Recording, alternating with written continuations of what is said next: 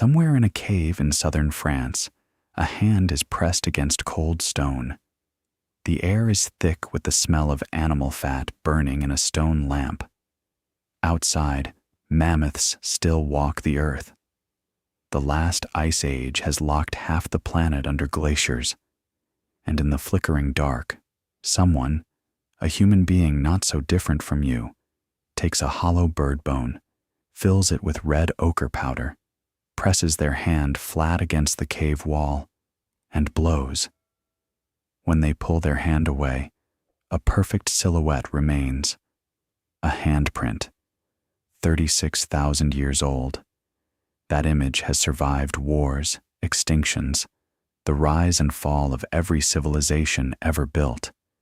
It outlasted the person who made it by 35,990-something years, and it asks, across all that time, the simplest possible question: do you see me?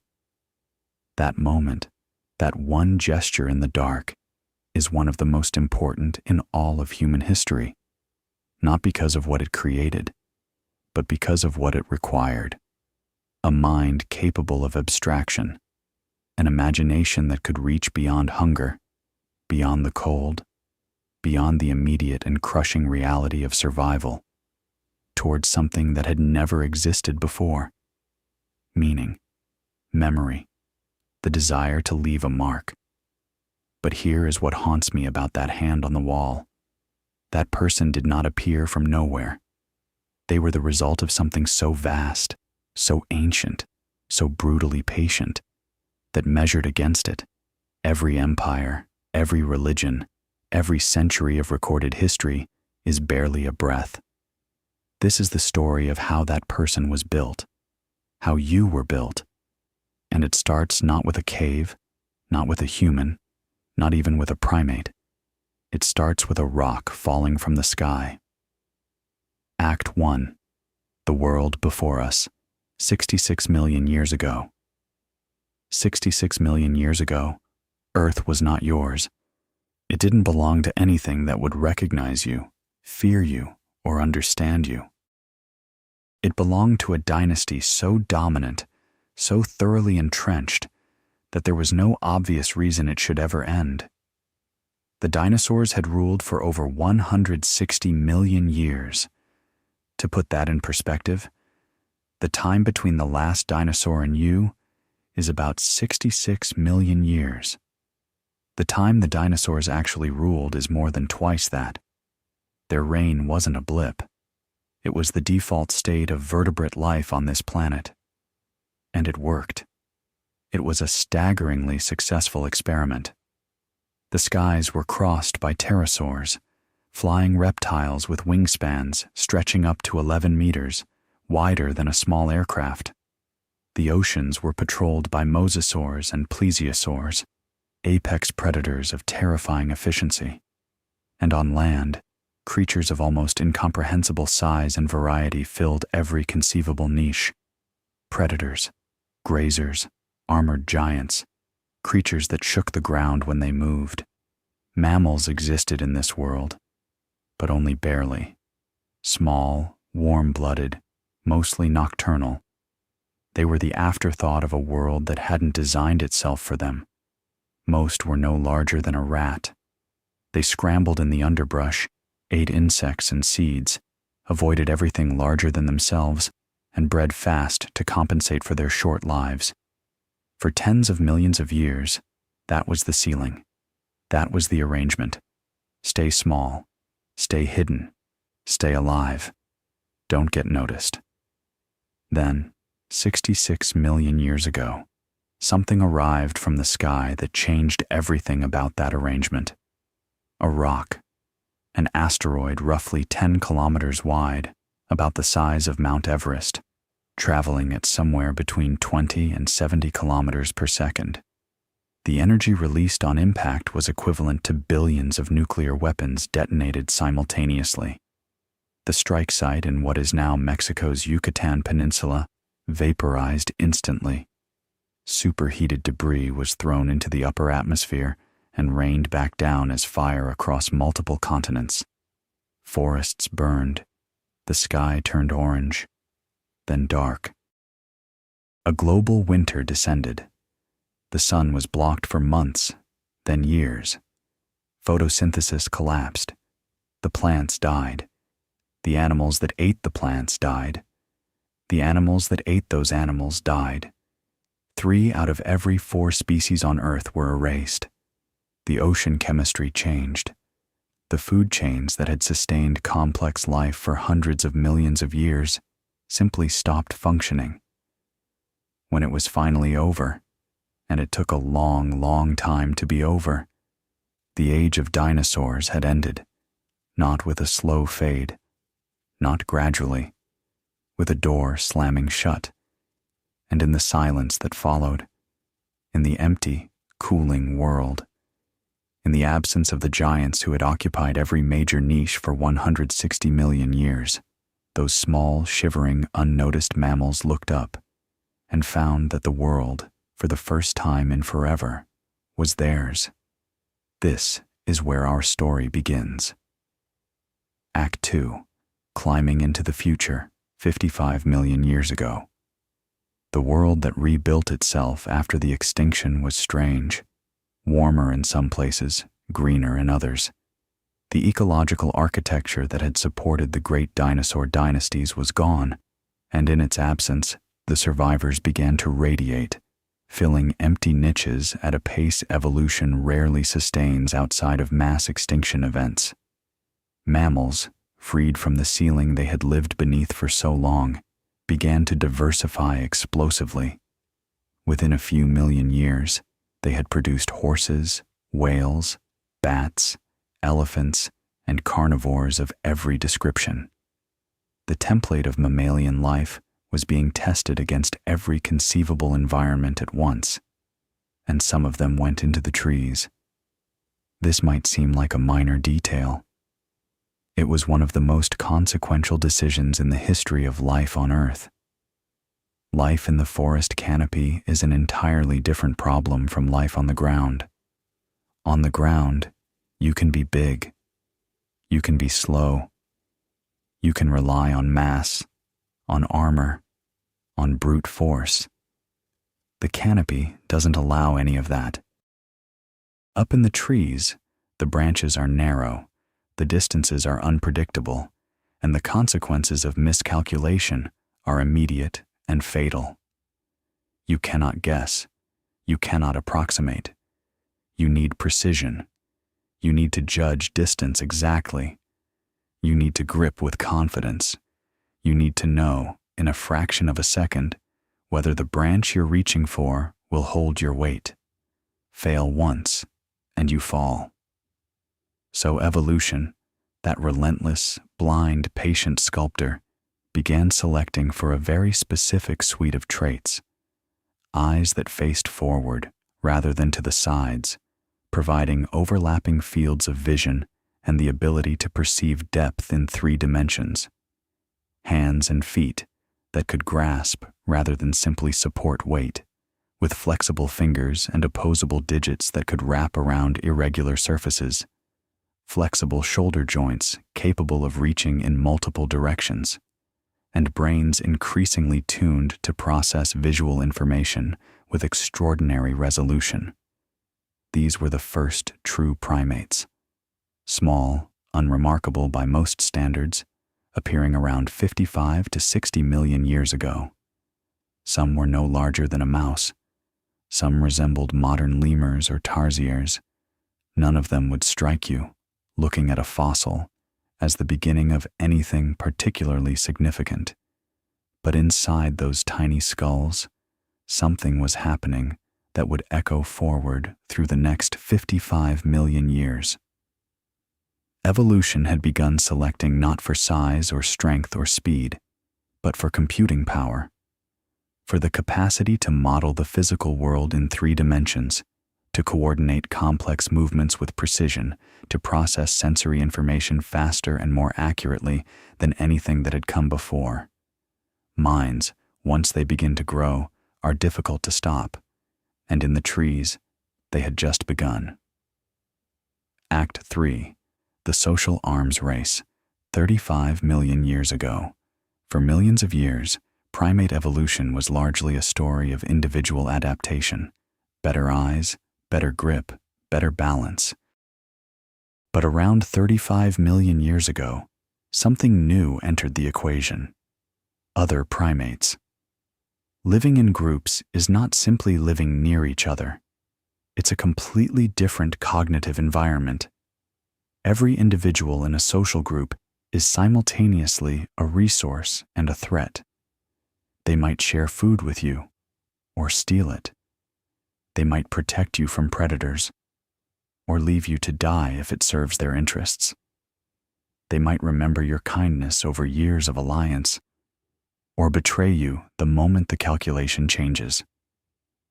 Navigating this environment requires a kind of intelligence that no physical challenge demands. You need to track the relationships of others, not just your own, but theirs with each other. You need to model intentions, not just behaviors. You need to remember history. Who helped you? Who cheated you? Who owes you? Who you owe? You need to detect deception, to tell the difference between a genuine signal and a false one. The British anthropologist Robin Dunbar formalized this insight into what's known as the social brain hypothesis, the idea that primate brain size correlates most strongly not with the complexity of the physical environment, but with the size and complexity of the social group. Big brains, in this view, are fundamentally social tools.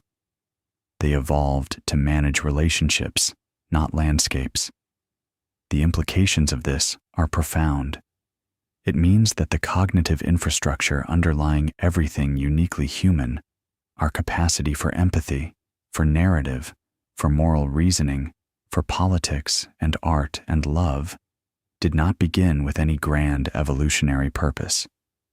It began with the mundane, relentless pressure of living close to other beings who could help you or hurt you, and needing to know which was coming. We were wired for social complexity tens of millions of years before we had anything complex to do with it. Act 4. The Age of Apes and the Shrinking Forest, 23 to 7 million years ago. By 23 million years ago, the primate lineage had diversified into something remarkable. The apes, not monkeys. The distinction matters. Apes are larger, tailless, with broader chests, more flexible spines, and shoulder joints capable of a range of motion no monkey possesses. They move differently, hanging and swinging rather than running along branches on all fours. And their brains are, relative to body size, substantially larger. The Miocene epoch, stretching from roughly 23 to 5 million years ago, was the golden age of apes. The planet was warmer than today. Dense forests blanketed much of Africa, Europe, and Asia. And in those forests, dozens of ape species flourished, each experimenting with a slightly different version of the form. Some were clearly adapted to the canopy, built for swinging. Others were heavier, more ground-adapted. Some had faces that looked almost modern. Others were built on proportions we would find alien. Fossils from this period have been found from Spain to Kenya to Pakistan to China. Proconsul, Dryopithecus, Sevapithecus. Each one a different evolutionary hypothesis, a different answer to the question of what it meant to be an ape in a world full of forests. And then, around 10 to 7 million years ago, the forests began to die. Climate change, that perpetual disruptor of evolutionary history, began to cool and dry the African continent. The mechanism was complex: shifts in ocean circulation, changes in atmospheric carbon, the slow drift of tectonic plates altering rain patterns. But the result was clear in the geological record. Rainforests contracted, woodlands opened into patches, grasslands expanded across what had been dense canopy. For apes built entirely for forest life, this was an existential crisis. Many species retreated with the trees, their descendants eventually becoming the great apes we know today: chimpanzees, gorillas, orangutans, each occupying the increasingly fragmented forest refuges that remained. But in East Africa, where the landscape was being most dramatically transformed, something unusual was happening. Some apes were not retreating. They were doing the unthinkable. They were walking out into the open. AC5, the most dangerous bet in evolution, 7 million years ago. Standing upright on two legs is, from a purely mechanical standpoint, a terrible idea. Quadrupeds are stable. 4 points of contact with the ground distribute weight evenly and provide a low center of gravity. 4 legs allow for explosive acceleration and the ability to change direction rapidly. The cheetah, the lion, the wildebeest. 4 legs is the dominant design for large land vertebrates for a reason. It works. 2 legs gives you none of those advantages. Your center of gravity rises dramatically. Your base of support shrinks. You become slower in short-distance sprints. Your spine takes on compressive forces it was not originally designed for, making injuries more likely. Your pelvis has to reshape in ways that create serious complications in childbirth, a problem that, in the absence of modern medicine, killed a significant portion of women and infants throughout most of human history.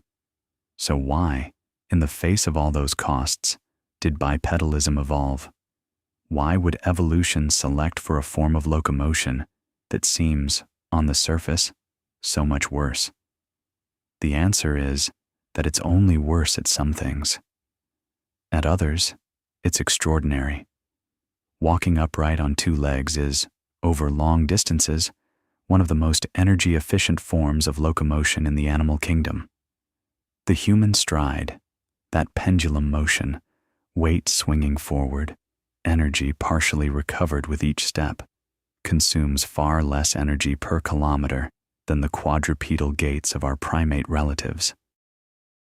In a landscape where food sources are scattered across vast distances and daily travel of 10, 15, 20 kilometers is necessary for survival, that efficiency is not a minor advantage. It is decisive. Upright posture also reduces the surface area of the body exposed to direct overhead sun, a critical benefit on an open savanna where heat stress is a genuine killer. It allows the head to be held higher, expanding the visual horizon.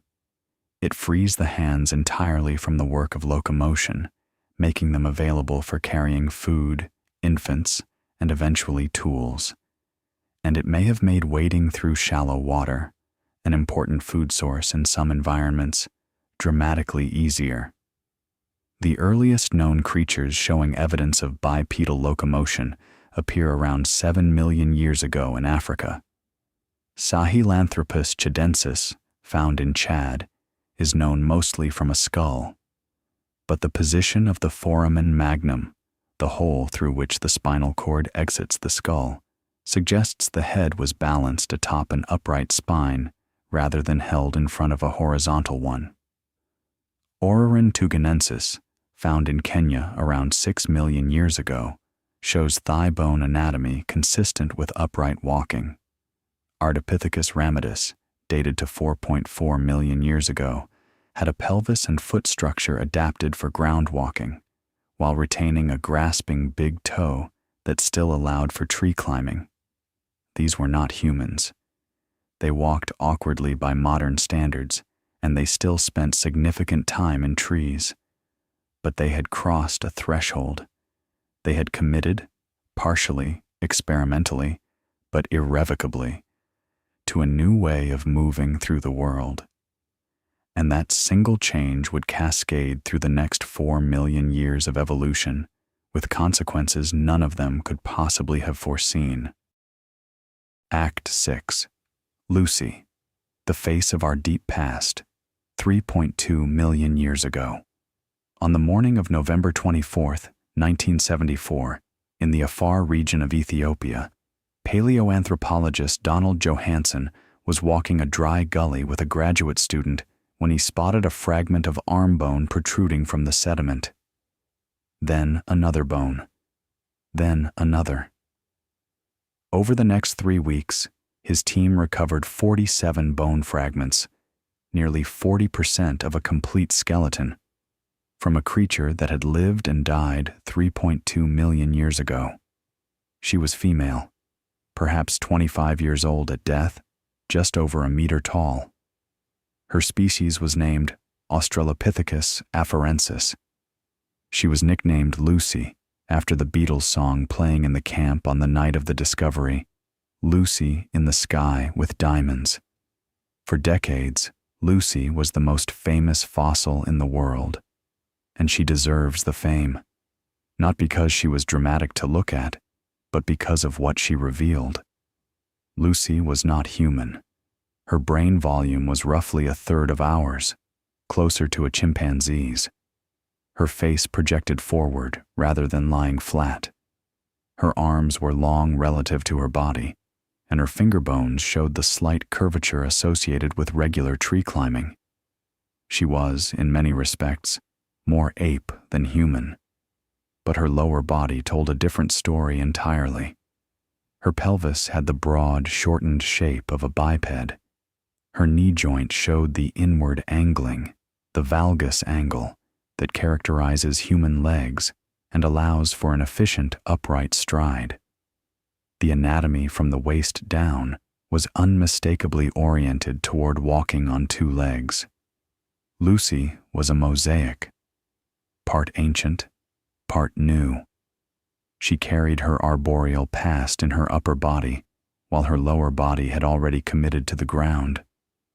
And this combination, rather than being a flaw or an in-between state, was a complete adaptation to her world. She could climb when she needed to. She could walk when she needed to. She was not transitional. She was whole. A few years after Lucy's discovery, at a site called Letoli in Tanzania, researchers uncovered something even more intimate than bones. Preserved in volcanic ash hardened 3.6 million years ago, they found a trail of footprints. 3 individuals, almost certainly Australopithecus afarensis, had walked across fresh volcanic sediment shortly after an eruption. Their prints were then covered by another layer of ash and preserved with extraordinary fidelity for nearly 4 million years. The prints show a stride, an arch, a forward-pointing big toe, a gait not dramatically different from yours. For just a moment, the abstraction of deep time collapses. 3 beings, perhaps a family, perhaps companions, walking together across a gray ash landscape beneath a sky still hazy with volcanic smoke, stepping carefully through the soft ground, heading somewhere, leaving behind shadows that outlasted every civilization, every religion, every monument humanity has ever constructed. They were not us, but they were walking toward us. Act 7. The First Toolmakers, 2.8 million years ago. Around 2.8 million years ago, the fossil record in East Africa begins to shift. The teeth of hominins found in these sediment layers are changing, less specialized for processing tough plant material, more versatile. Brain volumes are ticking upward, slowly but measurably, and in the same geological layers, archaeologists began finding something that had never appeared in the history of life on Earth: stones. But not ordinary stones. Stones that had been struck, deliberately, with purpose, at precise angles, to produce sharp-edged flakes. Crude by later standards, but unmistakably intentional. Tools. The genus Homo, our genus, appears around this same time. Homo habilis, whose name translates as handyman, is among the earliest known members. The name reflects what the fossil record shows: a creature with slightly larger brain volume than its predecessors, hands with a more refined grip, and a consistent, widespread association with deliberately manufactured stone tools. Making a stone tool is not something you can do by accident. It is not like using a stick picked up from the ground. To produce a useful flake, you need to understand the properties of different rock types, which will fracture predictably, which will shatter. You need to identify the correct striking platform. You need to apply force at the right angle with the right force. And you need to hold in your mind, throughout this process, an image of what you are trying to create, a mental template that does not yet physically exist. Tool making is, in the most literal sense, thought made physical. It is the externalization of intention. The caloric payoff was immediate and significant. Sharp-edged stone tools opened access to food sources that had previously been unavailable. The marrow inside large animal bones, which is extraordinarily energy-dense, could now be cracked open. The flesh of large carcasses, previously accessible only after other predators had finished, could now be processed quickly and efficiently. The diet of early Homo became richer, more varied, higher in protein and fat, and those calories went, disproportionately, to the organ that consumes more energy than any other in the body, more than muscle, more than any other tissue, per unit weight. The brain. This created a feedback loop. Better tools provided better nutrition. Better nutrition supported a larger, more metabolically expensive brain. A larger brain enabled more sophisticated tools, more complex social coordination, better decision-making. Better decisions enabled more reliable access to food. More food supported a still larger brain. The cycle would take 2 million more years to reach its current state. But it had started. Act 8. Fire and the night that changed everything, 1.5 million years ago. If tool-making was the first revolution, fire was the second, and in some ways, the more profound one. Homo erectus, the species that emerged around 2 million years ago and would go on to become the first hominin to leave Africa in large numbers, shows evidence of controlled fire use at multiple sites dating to 1.5 million years ago. The evidence is found in hearths, in burnt bone, in charred plant material carefully associated with tool-making activity. The transformation this represented was not primarily about warmth, though warmth mattered. It was about food. When you apply heat to raw food, something remarkable happens at the molecular level. Starch granules absorb water and swell, becoming far more digestible. Proteins unfold, their amino acid chains becoming accessible to digestive enzymes. Pathogens are destroyed. The caloric yield from the same raw material roughly doubles, not because the food contains more energy, but because the body can now extract far more of what's there. The anthropologist Richard Wrangham developed this argument into a comprehensive theory. Cooking drove the final dramatic expansion of the human brain. Before cooking, maintaining the large, complex digestive system needed to process raw food consumed an enormous proportion of the body's metabolic budget. Cooking effectively outsourced digestion to heat, allowing the gut to shrink. Over evolutionary time, that freed metabolic resources were redirected to the brain. Look at the anatomy of Homo erectus compared to its predecessors, and the evidence is suggestive.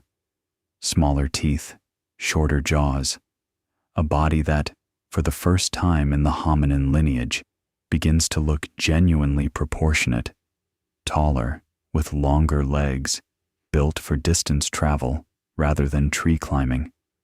The gut had shrunk. The brain had grown. The trade was underway. But fire did something else. Something harder to measure in the fossil record, but possibly more important in the long run. It stole time from the dark. For every animal in the history of terrestrial life, Darkness meant the end of the active day, the retreat into sleep or shelter. Fire broke that rule. A lit fire extended the usable day by hours, and in those hours, gathered around the warmth and light, something entirely new began to happen. People began to talk, to communicate in ways that went beyond immediate necessity, to process the events of the day, to rehearse plans, to reinforce social bonds, to transmit knowledge from the experienced to the young. The campfire, some researchers have argued, may be the single most important social technology in human prehistory, not because it produced anything material, but because it created the conditions for everything cultural. The first classroom, the first theater, the first forum, all of it flickering in firelight 1.5 million years ago. Act 9. The other humans, Neanderthals and our forgotten cousins. For most of the 20th century, Neanderthals were portrayed as the cautionary tale of human evolution, primitive brutes who were inevitably displaced by superior modern humans, heavy-browed, hunched, incapable of real language or culture. A dead end. The evidence has dismantled that narrative almost completely. Neanderthals were not primitive. They were cold-adapted humans, a separate species, yes, but one that had been successfully inhabiting Ice Age Europe and Western Asia for roughly 400,000 years before Homo sapiens arrived. They were stocky and powerful, with broad noses suited for warming frigid air, barrel chests housing large lung capacity, and muscle attachment points suggesting extraordinary physical strength. Their brains were, on average, as large as ours, perhaps larger. They buried their dead. We find their graves, sometimes containing flower pollen, suggesting intentional placement. They cared for their injured and ill. Skeletal remains of Neanderthal individuals with serious disabilities, healed fractures that would have prevented independent survival, degenerative conditions requiring sustained assistance, tell us that their communities supported members who could not support themselves. This is not the behavior of creatures without empathy. They made jewelry, used pigment, built structures, controlled fire, hunted mammoths, rhinoceroses, and cave bears with coordinated group tactics that required planning, communication, and trust. At sites across Europe, researchers have found evidence of Neanderthals collecting eagle talons and feathers, not for food, but almost certainly for adornment. They were, in many dimensions that matter, people. And then, around 45,000 years ago, Homo sapiens arrived in Europe. For several thousand years, an overlap we can measure in the sediment layers of cave sites, both species shared the landscape. What that encounter was like, we cannot fully know. Competition for resources almost certainly occurred. There may have been conflict. There were clearly moments of something else entirely.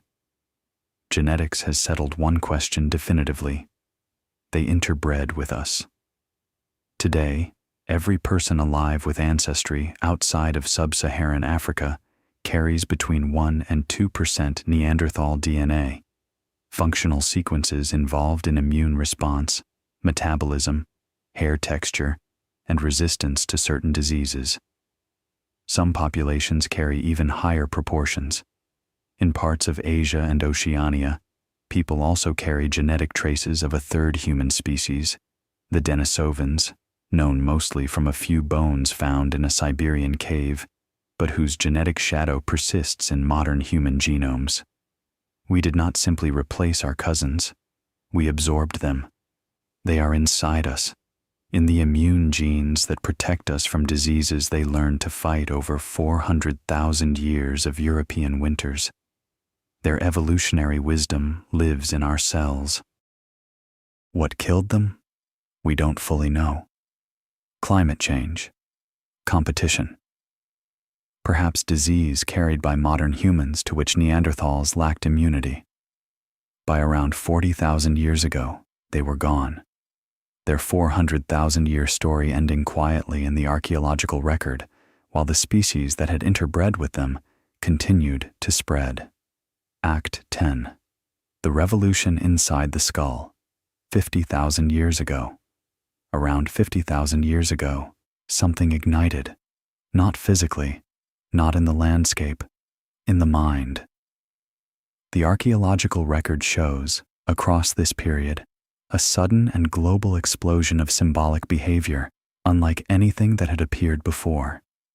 Shell beads perforated and strung as jewelry across North Africa and the Middle East. Ochre and manganese dioxide ground into pigments and mixed with fat in what appear to be dedicated workshops, the earliest known paint sets. Cave walls across Europe and Southeast Asia blooming with images so sophisticated, so deliberate, so intentional that no ambiguity about their meaning is possible. Horses, lions, mammoths, aurochs, and most strikingly, hands. Dozens of handprints on cave walls across France and Spain, in Sulawesi, in Argentina. The same gesture, repeated across tens of thousands of years and thousands of kilometers. I was here. I was real. I saw this. Do you see me? At Blombos Cave in South Africa, researchers found a piece of ochre engraved with a geometric crosshatch pattern, 75,000 years old, and ochre processing kits suggesting systematic pigment production. In Germany, carved ivory figures appear, a lion man, half human and half animal, requiring a mind capable of imagining things that do not exist in nature. In a cave in what is now Slovenia, a fragment of bare femur with evenly spaced holes, possibly the oldest known musical instrument, a flute made from the bone of a cave bear.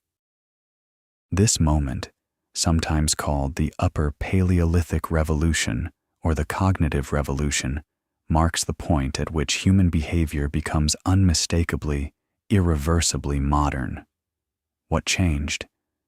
The brain had been approaching its current size for hundreds of thousands of years.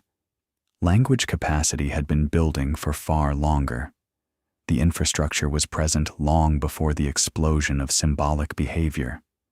What seems to have shifted is something in the way all those capacities connected, a new kind of recursive thinking, sometimes called full behavioral modernity, that allowed ideas to be embedded inside ideas, symbols to represent other symbols, narratives to model possible futures that had never yet existed. A horse painted on a cave wall in France is not a horse. It is a symbol of a horse, or perhaps a spirit horse, a dreamed horse, a prayer in the shape of a horse. The mind that created it could hold abstractions, could imagine the future, could construct mental worlds with no physical referent and share those worlds with others through the medium of image, gesture, and sound. That is the moment our species truly arrived. Not biologically.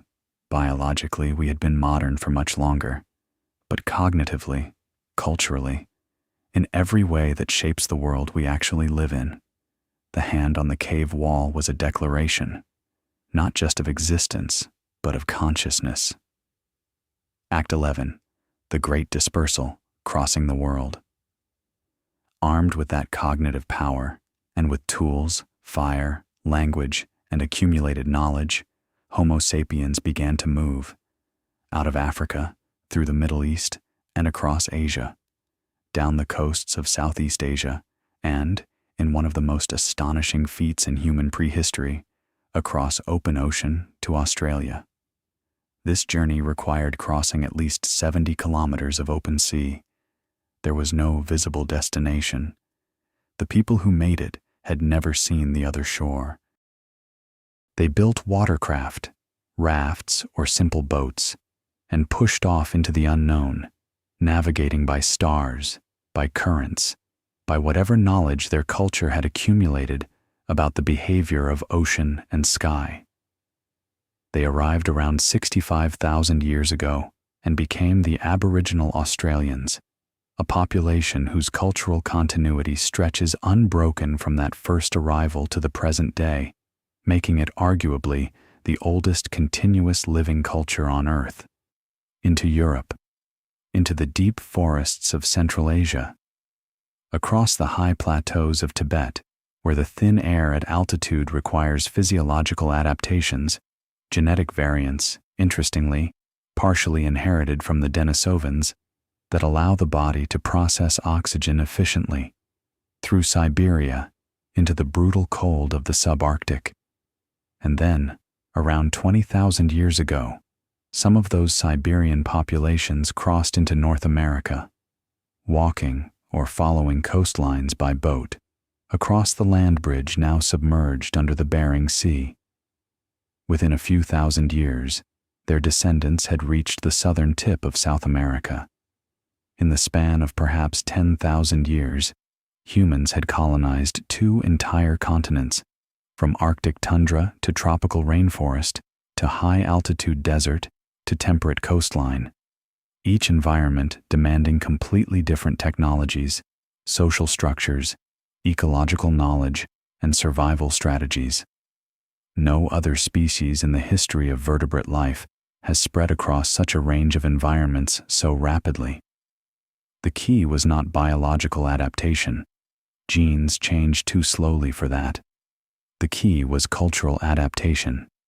The capacity to observe, learn, teach, innovate, and transmit knowledge across generations allowed humans to be, in effect, a different organism in every environment they entered, not through genetic change, but through the accumulated wisdom of community and tradition. Act 12. The End of Wandering, the Agricultural Revolution.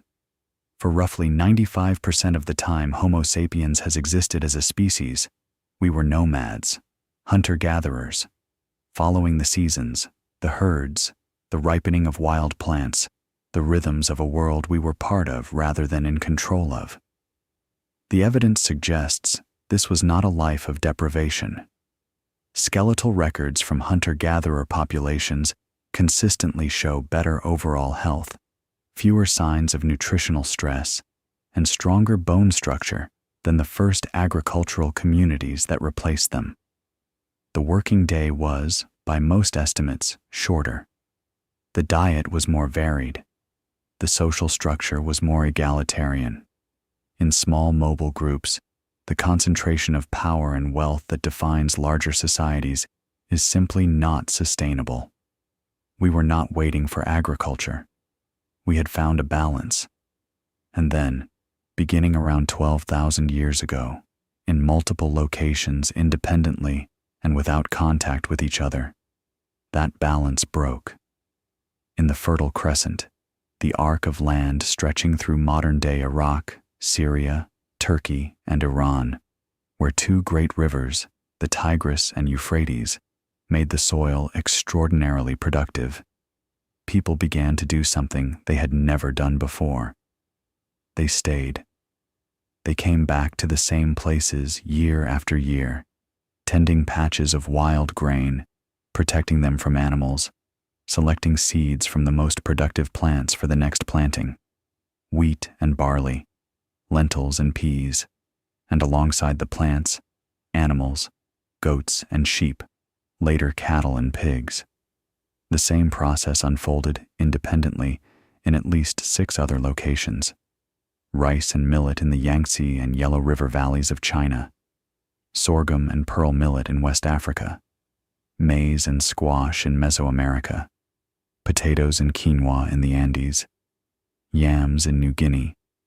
Different crops, different animals, different cultures, but the same fundamental transition, from following food to making it. The consequences were transformative and deeply ambivalent. On one hand, food surpluses, the ability to feed more people than any given landscape could support as hunters and gatherers. Population growth, the eventual emergence of cities, writing, science, technology, philosophy, medicine, everything we call civilization. On the other, a narrowing. Agricultural diets, based on a few staple crops, are nutritionally inferior to the diverse hunter-gatherer diet. Early farmers were shorter than their forebears. They showed more signs of nutritional deficiency.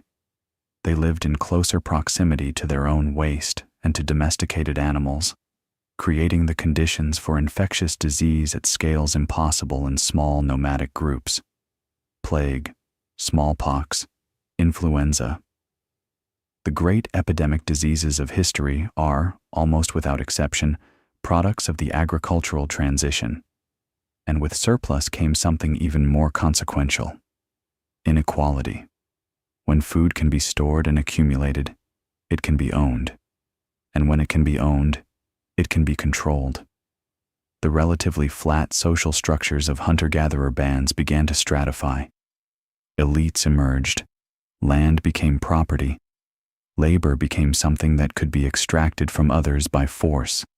Slavery, taxation, organized warfare, all are products of the agricultural world, made possible by the surplus it created.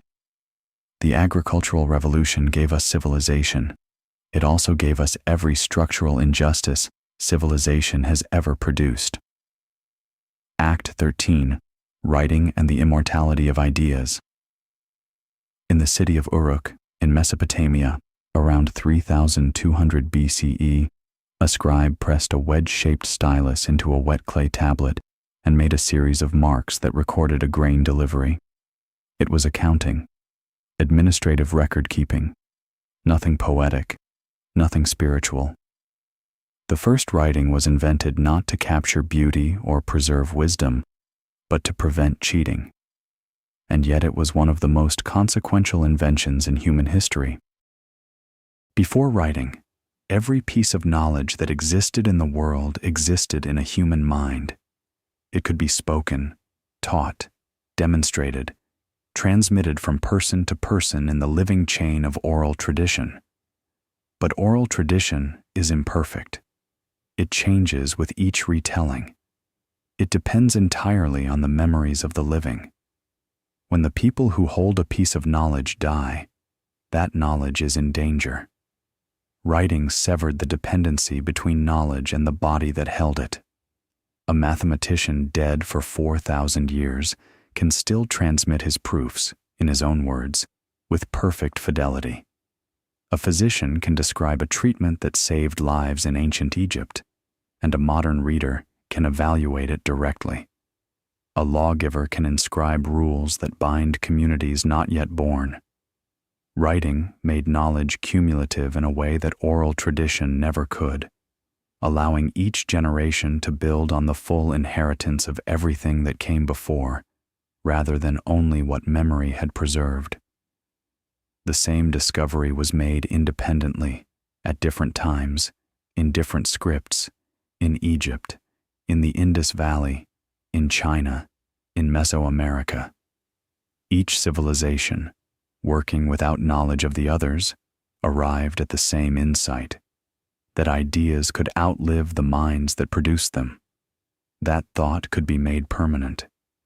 From this insight, almost everything that we call civilization follows: history, science, law, philosophy, literature, mathematics, medicine. All depend on the ability to accumulate and transmit knowledge across generations without loss. All are, at root, products of writing. Act 14, the last 2 seconds, where we are now. If the entire 7 million year story of our evolutionary lineage were compressed into a single 24-hour day, the agricultural revolution would begin in the final 90 seconds before midnight. The great civilizations of antiquity, Egypt, Mesopotamia, China, Greece, Rome, would rise and fall in the last 30 seconds. The printing press, the scientific revolution, the Enlightenment, the Industrial Revolution, the invention of vaccines and antibiotics, the 2 world wars, the digital revolution, all of that happens in the final 2 seconds. In those 2 seconds, We have transformed the planet more comprehensively than any other species in the history of complex life. We have changed the chemistry of the atmosphere, raising carbon dioxide levels to heights not seen in 3 million years, warming the oceans, acidifying them, disrupting the climate systems that have governed life on Earth for millions of years.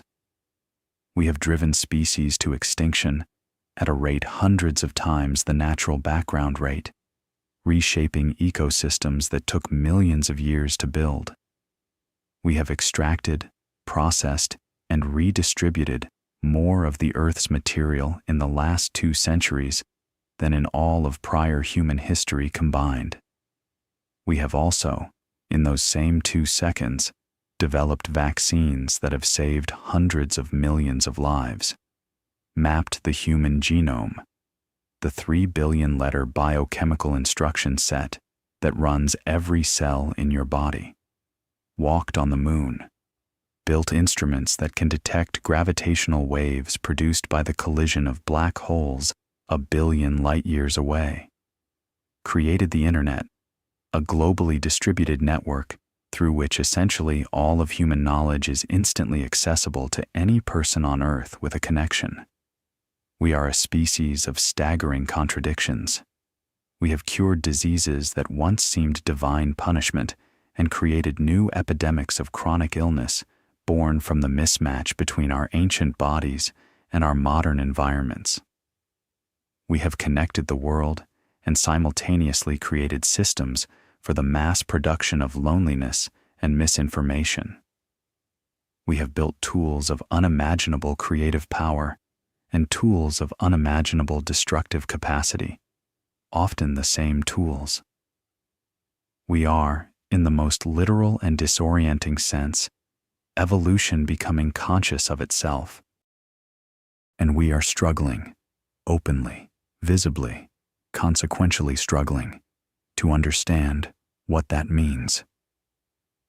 Closing, you are the continuation. But here is what the fossil record teaches, if you are willing to look at it clearly and for long enough.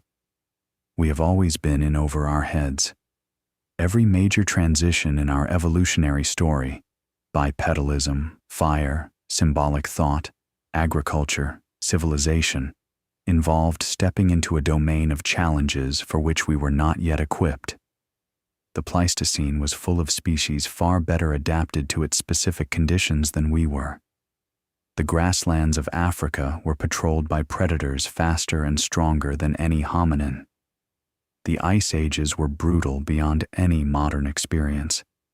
The epidemic diseases of the early agricultural world killed entire populations. We survived every one of those transitions, not through physical superiority, not through specialization, through adaptability, through cooperation, through the accumulation and transmission of shared knowledge, the slow, imperfect, magnificent process by which what one mind learns becomes available to all minds. The same neurological architecture that learned to track mammoths across a frozen landscape learned to calculate the movements of planets. The same social drives that built alliances around campfires, built democracies and legal systems and global institutions. The same impulse toward meaning that pressed a hand against cold cave stone and blew red ochre around it has written symphonies, proved theorems, composed prayers, mapped galaxies, and built this video that you are watching right now. None of that is separate from the evolutionary story we've traced tonight. It is all the same story. It is continuous, unbroken.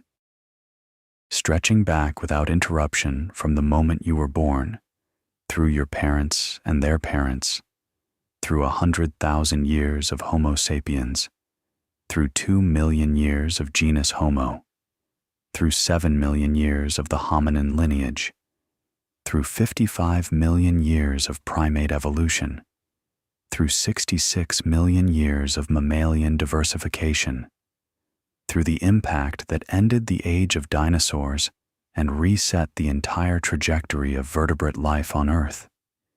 You are that trajectory, its current expression. The atoms in your body were forged in the nuclear furnaces of stars that died before the sun existed. The water you carry has cycled through the oceans, through rain, through rivers, through the bodies of creatures you share no conscious kinship with for billions of years.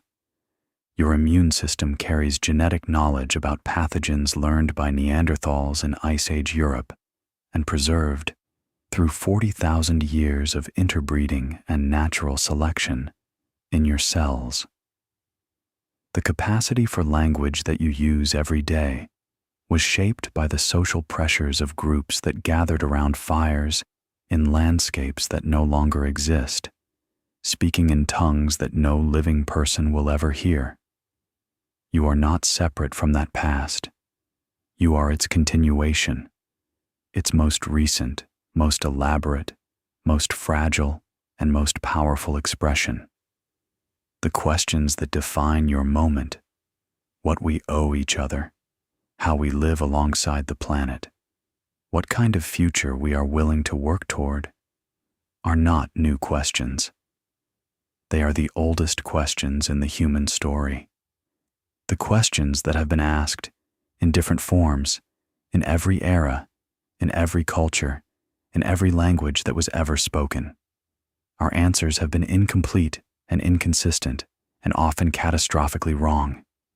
But we keep asking. We keep revising. We keep learning. That too is evolution.